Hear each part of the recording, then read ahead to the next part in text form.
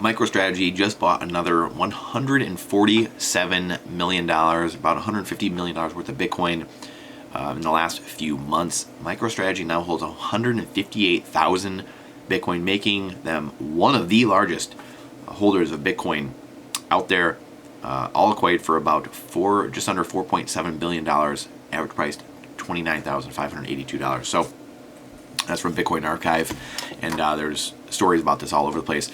But again, I think the question to ask is, do you think a billionaire would be putting this much into something they didn't believe in? Do you think Paul Tudor Jones, and that's in a vacuum, just one person, like, okay, but then you have to look at Paul Tudor Jones or Stanley Druckenmiller.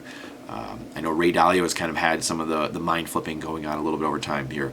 Larry Fink, Jamie Dimon, all having said, oh, this isn't great, and then all building their trading desk, their Bitcoin trading desk in the background, and then announcing, hey, we're coming in.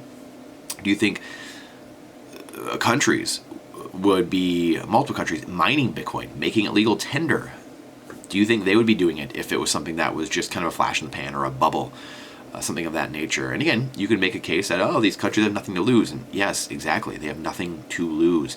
But why are they doing it? What are they seeing that maybe the average person is not seeing? I still have a lot of people that will argue me, like, the government's going to shut it down, or different things are going to happen. And this is where we talk all the time about getting active in your local politics and putting Bitcoiners into office. Bitcoin is a Trojan horse. This is where George Gammon, again, is completely wrong, that Bitcoin doesn't change you. Well, we need education first to understand the ills of central banking.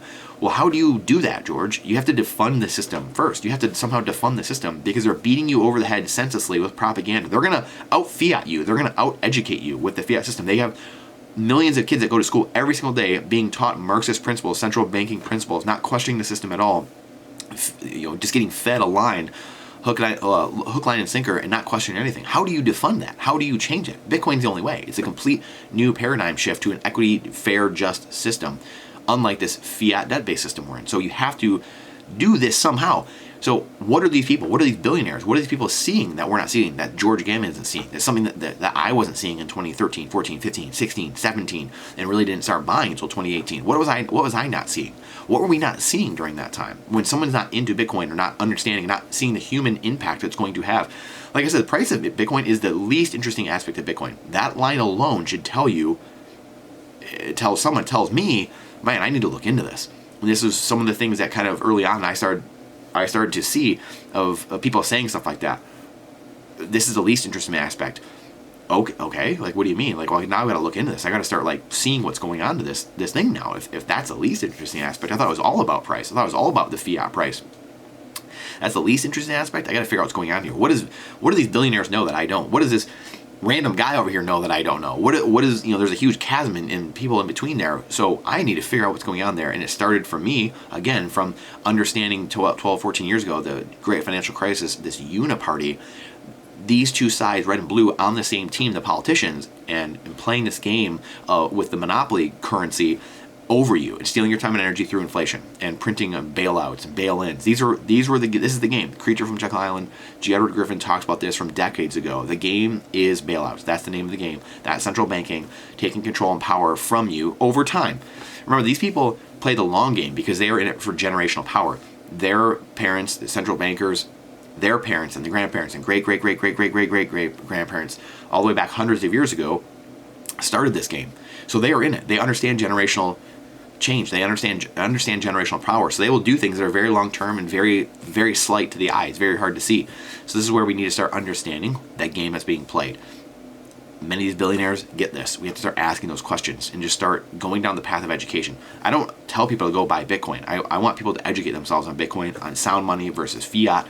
I want them to educate themselves, and it's a technology, a savings technology. That's all it is. It's not, and some people say it's not a technology at all. Some people say it is. I've had those debates too, but it's a savings platform that cannot be debased, cannot be censored, is immutable, and no one has control over. It's completely decentralized. That's the beauty of Bitcoin. That's what needs to be talked about. That's the frame here. Michael Saylor knows something. Had the pleasure of sitting and talking with him last Pacific Bitcoin. I was very excited to go here again this year. Sat next to him on the couch and in the VIP section and got to talk to him. And he's he's a very, very intelligent individual, obviously, and done his homework, did a lot of homework. And you see the strategy and the homework that went into his company, MicroStrategy, investing in Bitcoin over the last few years. So we have to be very cognizant of that and start thinking fourth dimensionally in that way. What am I not seeing? What am I not seeing? Is there something I'm missing here? If price is the least interesting aspect, and I keep hearing people say this, I need to look into this. There must be something about that, the properties of it, the way it's constructed, the protocol, whatever it might be. What is going on, the human level, the social level? What is going on that I am missing? That's what needs to be. And let's have a little faith, a little hope. There's many people that have been beaten down so much that they can't even imagine another system. Well, the government's going to do this. Well, that's never going to happen.